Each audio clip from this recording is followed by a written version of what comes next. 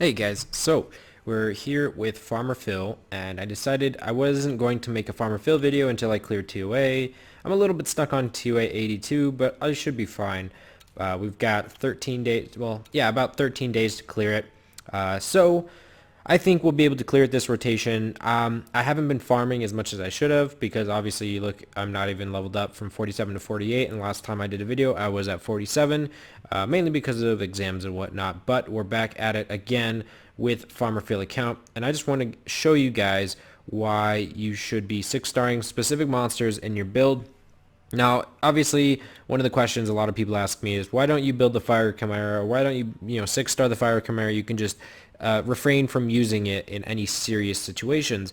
Now, the reason I wouldn't be 6-starring this Chimera, even if I was at a place where I could use the Nat 5 on an account, because this is supposed to be free to play and farmable.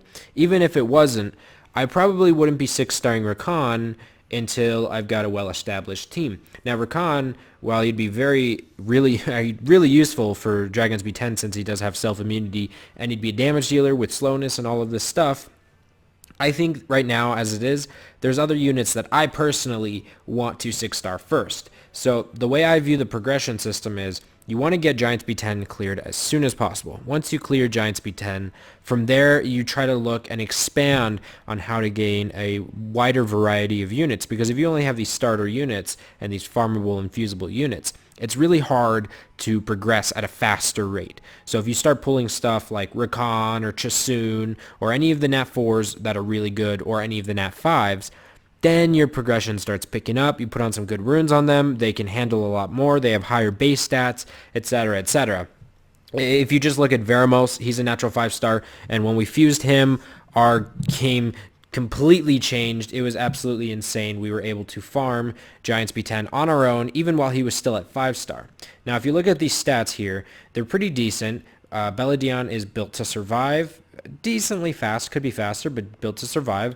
Veramos is built to basically cleanse as often as possible. Plus 180 or plus 88 is actually pretty good. The HP could be a little bit higher and the defense could be higher, but pretty good nonetheless. And the accuracy is up there as well to make sure we land some dots and stuns. Now, Bernard, I actually just 6-starred, so once we get him up to full max level 6-star, he will actually be around 20,000 HP, which is good. That'll be a little bit lower than we really want it, but it'll be good nonetheless, and we'll have some defense in there as well. And he's mainly there to just give you a bunch of extra turns. So you'll notice that I've been plus 15ing all of my runes. Not all of them, but at least the slots 2, 4, and 6 if they are 5-star and above or have really good substats. So if you look at my Veramos, these ones, well, I need a plus, actually, ooh, I might save that for later. See, this one, I personally don't like this rune, so I didn't plus 15 it. But see, this one right here is a 6-star rune, and I can use this a lot later down the road, so I plus 15 that. Now, if we look at Beladion, we're still lacking this 6-star right here, mainly because I don't see myself using this in the near future. Now, if you guys want, I could do in-depth guides on certain runes and what substats you look for and what main stats. If you guys are interested in that, let me know, because I know a lot of people have requested it in the past. But you'll notice here, I did actually pick up these Swift 6-star runes, which is really awesome, from Giants B10, and I'm really happy about that, and that's what allowed me to build such a tanky Beladion. Now, you're probably wondering why I didn't 6-star Beretta. The reason I didn't 6-star Beretta is because Beretta's a natural 4-star. Beretta has actually some pretty decent base stats, even at a 5-star, and you'll notice that at a 5-star max level, Beretta has higher base stats than the Bernard did. Bernard had around 7,000 HP. And on top of that, Beretta is just a lot easier to keep alive since he's a fire unit, and most of the time when there's water units in there, I can put on attack break with Bernard, which is a wind attribute, which has elemental advantage, which allows me to make sure that I'm not glancing whatsoever, and I can put it on those units so that Beretta is not dying. Now, the fifth and final unit that I have on my ToA team is Shannon. So Shannon, you'll notice she's actually the weakest of the group. She's got some pretty decent defense, but her HP is really lacking at about 16,000 HP. Her speed could be a lot better at 132 speed. It's not horrible, but it is pretty bad. And I've got maxed runes on her. So how could you possibly make Shannon any tankier than this other than 6-starring her or getting 6-star runes? And the answer is you can't. You can't. But Shannon in there allows you to mitigate a lot more damage than you realize. So with the kit like Shannon, I've got Glancing Hit, which is absolutely incredible when you can land these on enemies that you know are going to move. You want to target the enemies that are going to get a move or a turn, where Varimo will stun the other units, and then Shannon will lay down a Glancing Hit, or the Glancing ability. Boom. Then you have a 50% chance of them glancing, which allows you to have a lot more survivability. On top of that, she's got an AoE slowness. I know a lot of people have been recommending that I use Spectra. Reafi, you should use Spectra. It's so good. I use it on my ToA team and all this stuff. Guys, I've got the slowness under control, and if you look at the skill sets, Shannon's 3-turn cooldown on this is actually the same as Spectra's 3-turn cooldown. Granted, Spectra does actually reduce the attack gauge by a 30% chance, so 30% of the time he's going to be reducing the attack gauge. But it's not as consistent, and the trade-off is having a damage type second skill, which is good for bosses. I would actually agree that that's actually quite good for certain boss stages, but at what cost? You're also missing out on 3-turn defense buff, which is another form of damage mitigation, basically lowering the damage that you take, allowing you to survive with a higher chance. So this is actually what has allowed me to progress so far into ToA, whereas my runes, as you guys can see, aren't really that incredible, and my units, I just made my 3rd 6-star right now, and I'm almost complete with ToA. Once I get past floor 82, I think we'll be good. We do have Sierra on floor 90, but the problem with this stage is we'll need some RNG. We can't let more than 2 of the bombers go at the same time. Now the reason for that is they can lay down their bombs. I'll make sure that I keep Sierra busy, essentially. And then on top of that, I might have to build Mav, maybe it's kind of risky, but the main idea behind it is to make sure that these guys don't move consistently behind each other with Sierra following behind it, because then she'll detonate all the bombs and I'm screwed. But Varamos will be able to cleanse it. And you look right here, this actually shows you guys the team, the units that people use. Varamos, Beretta, Belladon as the top units. Now Mav would be essential, or it would be ideal in a floor like this, but we don't have Mav and we don't have time to waste trying to get Mav.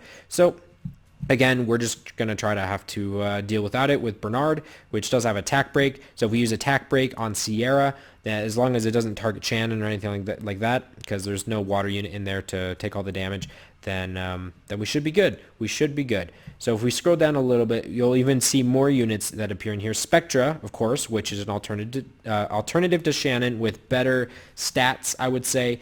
I don't know if it has better HP stats. It only has like about 9,000 base HP. But the speed is insane, so you don't really have to get that much speed on Spectra in order to have a really considerable amount. I remember having an HP crit damage HP Spectra that had 200 speed. It was really funny, and it was on really bad runes. It's just because the base speed is, what, 126? Yeah. Okay, so as we scroll down, then we see Bernard, Arya, which is a really big one if you guys farm the Hall of Hero, but I think if you guys were able to farm the Hall of Hero for Arya, you can already complete ToA.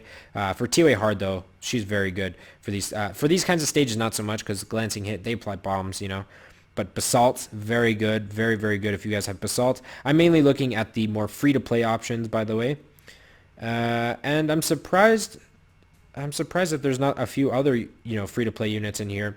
But, yeah, so that about sums it up. So, Bernard, Varamos, Beretta, Belladon, 4 of our units right there on the top list of units used. And then on top of that, Spectra, which is basically a replacement for Shannon at this point.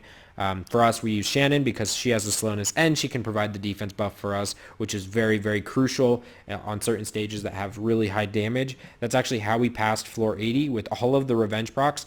We put on defense buff, took as many of the revenge procs as we could, and tried to take out those fire warbears and those elven rangers as soon as possible, while keeping attack break on Jingzi so he doesn't snipe one of our units. That second skill is seriously nasty. So those are just a few tips for you guys if you guys plan on building a ToA team, if you guys have just recently passed Giants B10. So this specific team that I use is, of course, Varamos, Belladon, Bernard, Beretta, Shannon.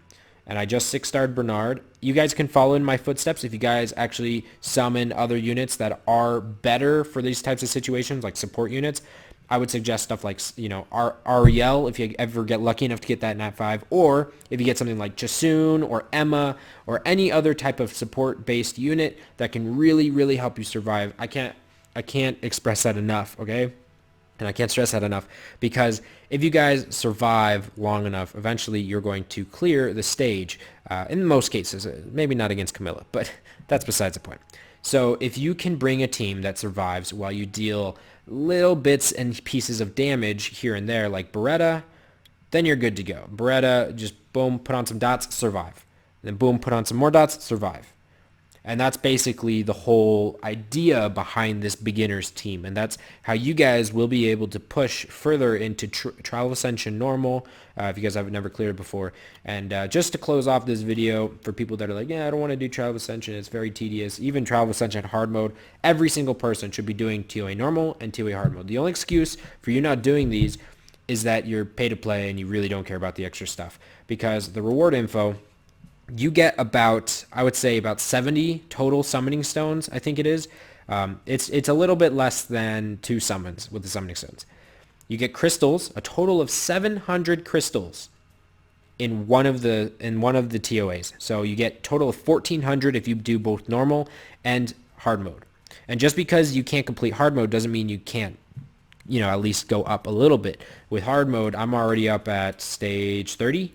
And I'll complete stage 30 and keep moving on. I'll probably get stuck somewhere in the 30s, but Camilla's pretty hard.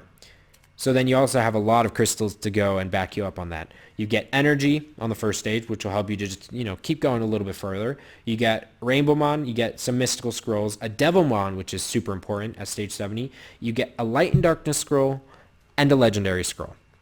So with all of that, that gives you some pretty good chances at getting good units. That's how I've gotten a good majority of the natural 5 stars I have on my account. A lot of people, refer to me as a pay-to-play player, but majority of my good Nat 5s, or just a majority of my Nat 5s in general, have been from Trial of Ascension, or just from a random scroll from shop or from dungeons. So you really don't have to pay in this game to really get far and have good units. And I'm telling you guys right now, completing Trial of Ascension normal will definitely get you on the right tracks to summoning a good monster, because nope, you can play the game free to play, but it's in your best interest to get some of the more key units like Jasoon or Galleon, which will really help you progress further in the games instead of trying to sidestep around with substitute monsters. So alright guys, I hope this helps you out a little bit. I'm going to be completing ToA normal in the next few days on FarmerPhil, and I'll have an update video on that when I finish. Alright guys, I hope this helps you. I have a question for you. Also, I'm going to consider I wrote a full Trial of Ascension guide. I'm actually considering doing some videos on the different teams of those and explaining it full in depth, about a 10-minute video with the actual examples and stuff like that. If that's something you guys would like to see, let me know in the comments below, and I'll keep you updated about the mass summons as well. Alright guys, I will see you all next time.